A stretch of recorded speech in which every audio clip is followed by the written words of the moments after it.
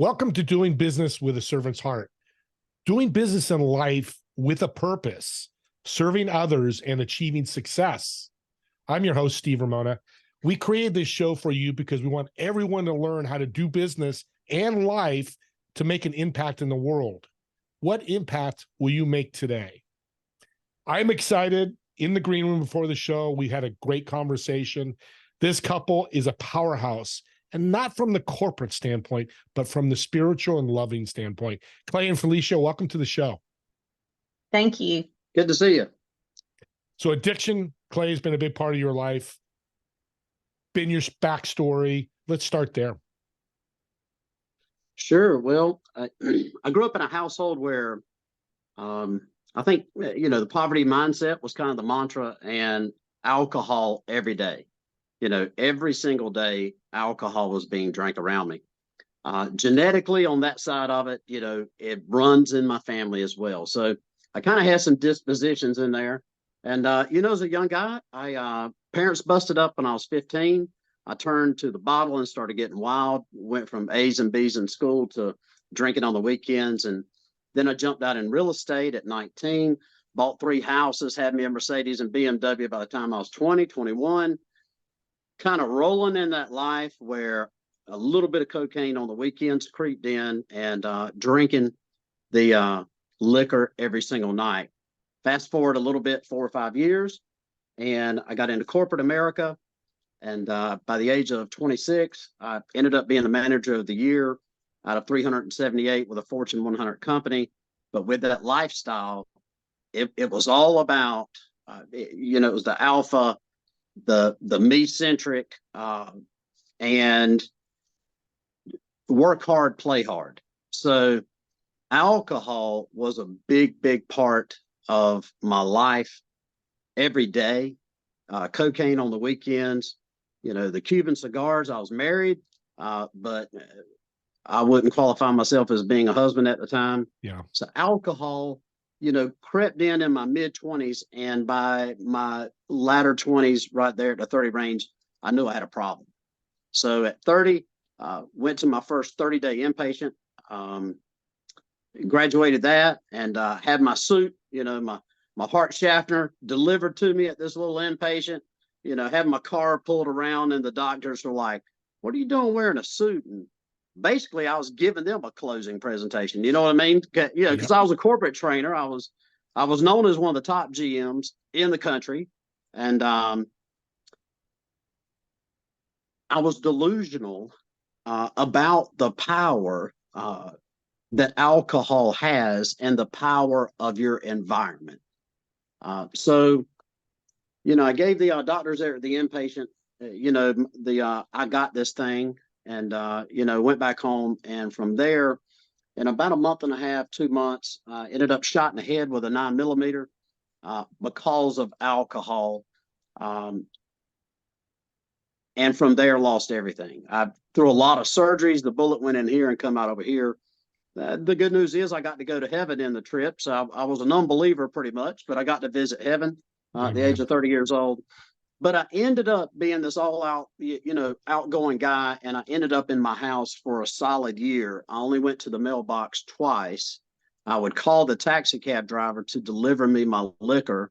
I'd get my narcotics delivered, and, I only voluntarily walked outside twice to the mailbox. Other than that, it might have been a trip to a doctor to get some more narcotics. So from there, like 4 months after being shot in the head with a 9mm, I get behind the wheel of my truck, have a head-on collision, and ended up breaking my leg again in 2 places, and 9 ribs this time. I broke a total of 19 bones because of alcohol. So this time I ended up with my head patched up, going through 11 total surgeries with rods now in my leg, and broke ribs all inside a 4-month window. And from there, lost my marriage, lost the Rolexes and the boats and Harleys, the houses, the marriage, and for 12 years, I ended up homeless. I ended up with a duffel bag. A bag of clothes is what I ended up with. And I lived in halfway houses with friends and family, slept on the back porch down in West Palm at my brother's house for about a year, in 25 plus detox units from West Palm Beach to Roanoke, Virginia. 20 plus hospitals, 3 psych wards, 3 suicide attempts, 4 inpatient programs, 10 plus jails, 90 days prison. I was in an institution of some sort, if you average it out, about once every 4.5 months, once every 4 months, I was in some type of institution because of alcohol. Yeah, and that's those are hell of the stories. But Clay and Felicia, I want you to jump in too. What was the defining moment to say this ain't good? We got together in April of 2011. We started seeing each other. And we were together until it was after Felicity was born. It was 2014, the defining moment. I, as the female, I love to help people. And I knew he kept pleading with me to help him. He wanted to quit. He wanted to quit drinking. He wanted to quit doing the drugs. And I knew in my spirit that he did. And I'm like, well, okay, then we can do this together. We can unite arms and get this done. Well, then in January, it was Martin Luther King weekend. I taught school. And we were supposed to go over to his brother's that evening for supper. And I would always call Clay on the phone to check his attitude, to see where his mindset was. And this Friday night, I knew it was going to be another one of those nights. And I was exhausted. I called his brother. I said, look, Clay is in one of those moods. We're not going to go. And he said, why don't you just come on over, bring the baby, bring your mama, and come on over. So I said, okay. So I did. And then I remembered, I was like, oh my gosh, the iPad, he's out of money. He's going to go pawn it. And so Brad's wife at the time says, I'll go with you to get it. So we went to the apartment where we were living at the time, and we looked through the house, and he was sweet as sugar to her, but Lord have mercy, he was mean as all get out to me. And I remembered the truck. So I went back out to the truck. She had distracted him a little bit. So I went out to the truck to look, and it wasn't in there. And I was backing out of the truck, and I turned around. And as I turned around, he was coming around the corner like a raging bull. And I'd never seen this side of him. And I'm like, oh my gosh. So he took my shoulders, he pushed me into the truck. It didn't hurt me. He just pushed me into the truck, but he scared me. And she came around the corner, and all I could get out of my mouth was, call the cops. Call the cops. That's all I could say. And, the cop came out, and his name was Michael Rivers. I love him, bless his heart. And we go to church with him now.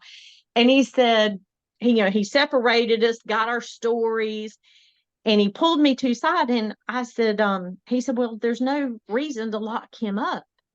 And I looked at him, and I you know how us women are when we get emotional. I put my finger in his face, and I had tears just streaming down my face. I said, if you don't lock this man up, you're going to have to come back tonight, and one of us is not going to be in a good situation. You need to lock him up. Wow. And he looked at me, and he said, okay. He locked Clay up that Friday night. I had a girlfriend who is a psychiatrist. She and her family came to help me move out of our apartment and move back to my mom's house. I left him a mattress. I found all the alcohol, all the drug baggies that he had hid, all in our apartment. I dumped it all in the middle of the double bed, and I took a long stem red rose, and I put it right there in the middle of the red rose with the stuff. I left him some food in the kitchen and some paper plates, and I filed an emergency ex parte order, and I left. Monday, he got out. He went to my brothers who lived in the same apartment complex, and Adam said, have you been home yet? Clay says, no. And Adam said, you might want to go home. Clay goes home, and he starts blowing my phone up. And that was the turning point, because he knew he always said he never thought I would leave him. And I just knew I had to do something, because it wouldn't end. And to me, that is our turning point, because from that point, he couldn't go to sleep. He was up. He could maybe sleep 45 minutes at a time. We'd go to court. The judge would end up throwing him in jail because contempt of court. He came to court drunk. And then that's when he went to Pottersville, the Regeneration Center, in April of that year. And in May, God spoke to me and said, go see him at Pottersville. And I waited until 4:30. Visitation was over with at 5. I went at 4:30. And from that point on, God started working on us and what he wanted us to do to help people and restore our relationship. It's a beautiful story. And what I'm hearing, Felicia and Clay, support is the key for an addict. If you didn't have Felicia, if you were alone, you probably wouldn't be here today, right, Clay? And we're teaching that. I call us the secret weapon. We're teaching that, and I have Victory now with, helping men with alcohol issues. Your point on. And in that, the spouse being supportive whenever the man is working to break the cycle, lay some new tracks in his mind as far as synapses and building some new behaviors, separating himself from old environments, building in some new disciplines.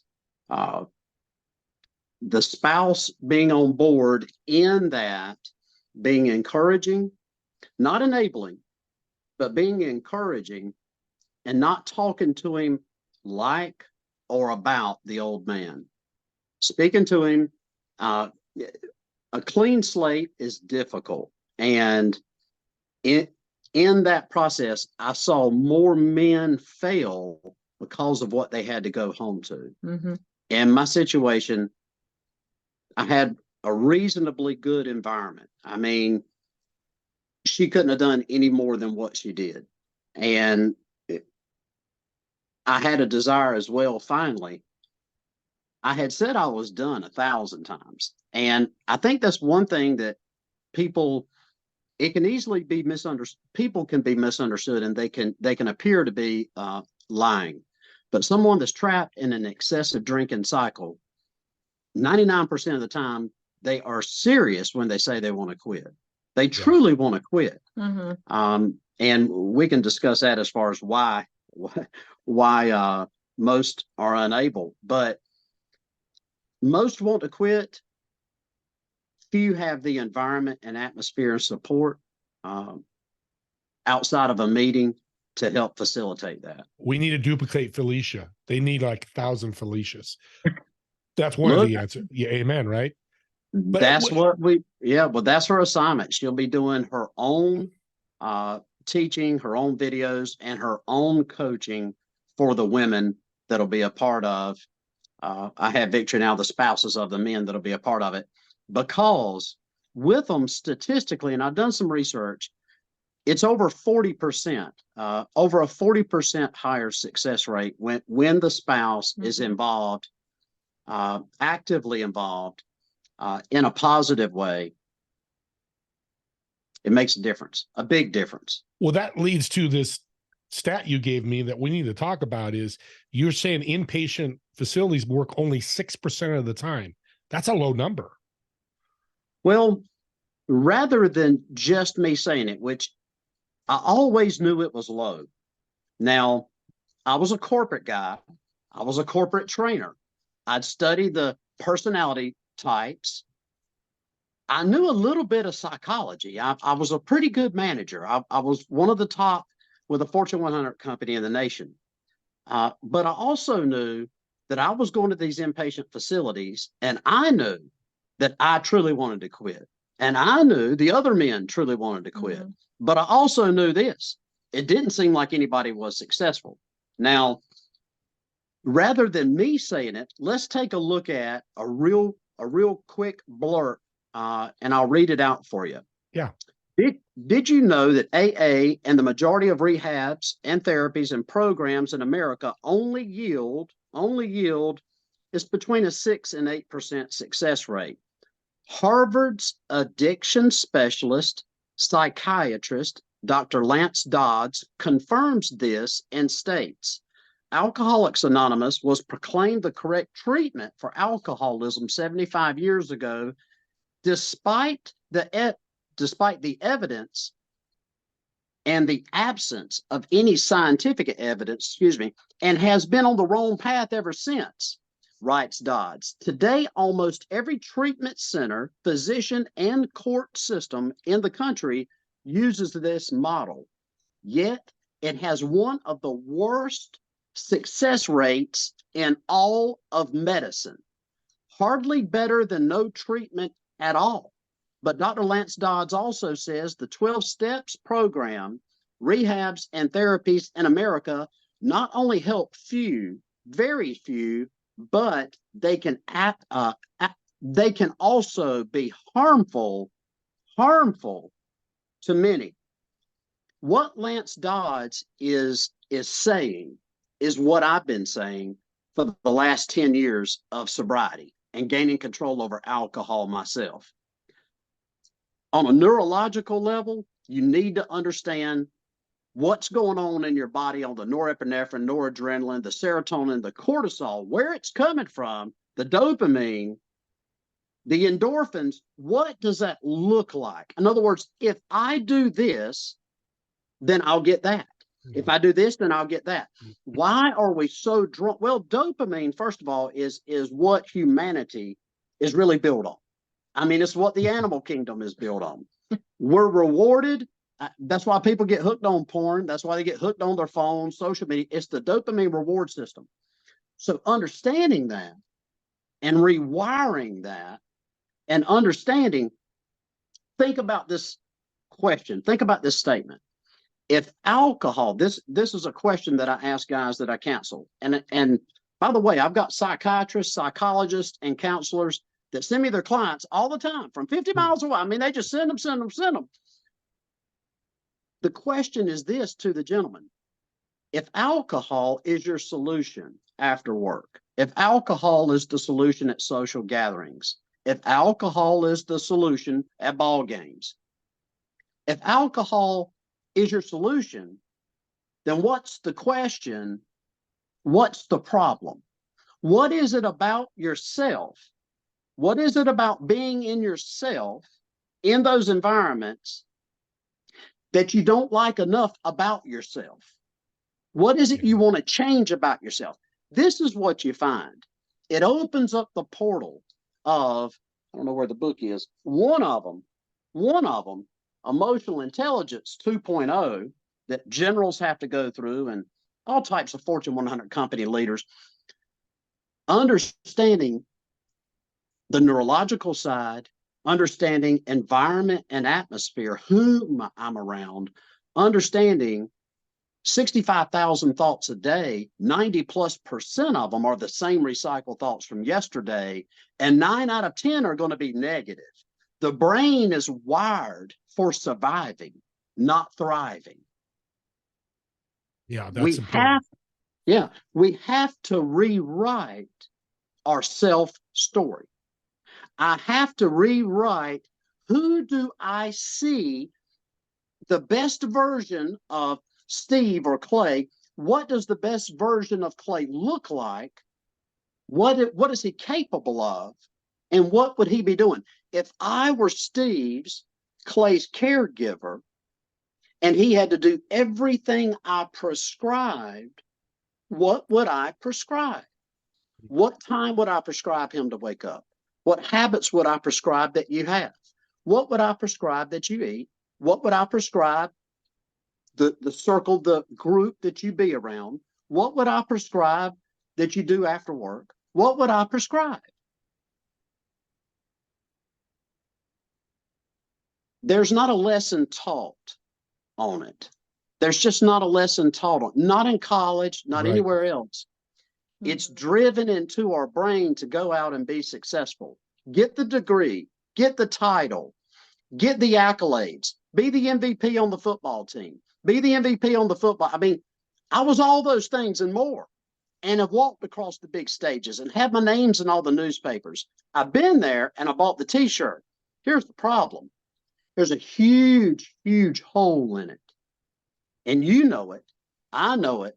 All 1 to 5%ers know it. All high achieving, elite minded men know exactly what it is I'm fixing to say. After you get it, immediately your brain goes, then what? Now what? Now what? Mm-hmm. We're on a perpetual pursuit of a dopamine hit. Yeah. At some point in time, a wise man will slow down and realize that my mental, physical, spiritual, and relational health requires intentional work and a plan. I've never met a millionaire. I've never met a successful businessman and tap him on the shoulder and ask him, hey, man, could you tell me how you did it? I mean, was this just pure luck or was it a miracle or something? Yep. I've never met a guy walking out of the gym with all the big guns. You know what I'm saying? All the big guns and ripped muscles.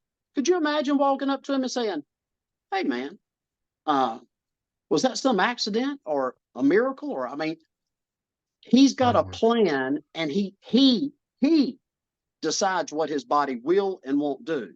As a grown man, as we mature, that success mindset leaves us void of character, integrity, honor, discipline. The world is driven, 90+% of the world, the top percenters, we fade in and out of this part of the puzzle. We aren't so driven by our feelings and emotions. We do have enough discipline to come in and take the mountain. We got enough discipline to take the mountain. The problem is that and this and what we sacrifice along the way. Do you see what I mean? It's very, so somewhere very well in the said. equation. Yeah. Redefining success. It's what I'm getting from all this. And that's You it's so nailed powerful what you two are doing with Have a Victory Now. And I love that name. Every time I say it, makes me smile. We're running out of time here, but I do want to ask, what does the future look like for Clay and Felicia? Helping people. Just That's it. yeah, I had somebody, and even Clay had a good friend, and they're still really close friends. It's like he has muscular dystrophy, and Clay was like, well, why, or why don't you never have a bad day? And he said, well, what can I do to help somebody? Why not me? That's it. And as a teenager, alcohol came into play in me in 10th and 11th and 12th grade. And my whole issue was, if I didn't change something, I saw that I was going down the same path as my mom and dad. Yeah. And I was date raped. A lot of women will not talk about that, because it's taboo. Well, it's time to open up that can of worms and realize that when alcohol is in play, a woman will do things she wouldn't do if she was in her right and stable and sober mind. Yeah. And I asked the question, why did this happen to me? Well, then later, fast forward, that was in 1989, and fast forward in 1999, 2001, 2002, I had a dear friend who finally sought me to help her because she had been date raped and she had held it in and hadn't talked to anybody.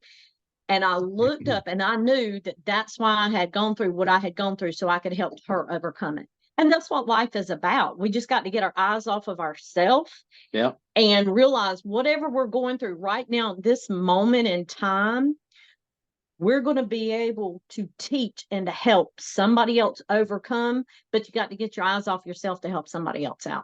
Amen. I love that. Clay, how about you? What do you see? Steve, you nailed it. Yeah, I mean, Steve, brother, you nailed it with the bottom line is we live in a world full of people.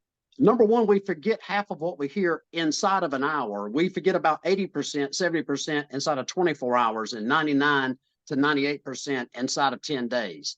The probability of you going to 1 hour counseling session or you going to an inpatient facility and it changing the trajectory of your life are about zero.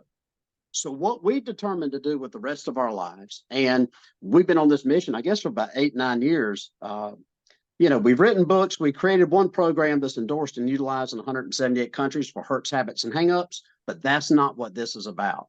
What I determined to do with the remainder of my days is raise my 2 beautiful little girls, enjoy being Felicia's husband, but help elite-minded, high-achieving men, people that were just like me. Mhm. Number one, realize they're not the Lone Ranger.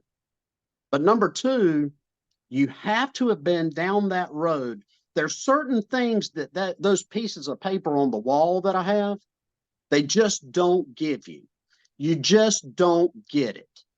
And unless you've been down that road, the man, to have the relatability with the man to help break down some of those borders, re-engineer life in many different ways and facets, you have to have been there. So what brings us the greatest amount of joy is helping other people, but we've decided to help other people on a scale that'll be nationwide. And for that, I truly am excited. I've got some of the most elite counselors and seasoned men that are ready right there with me.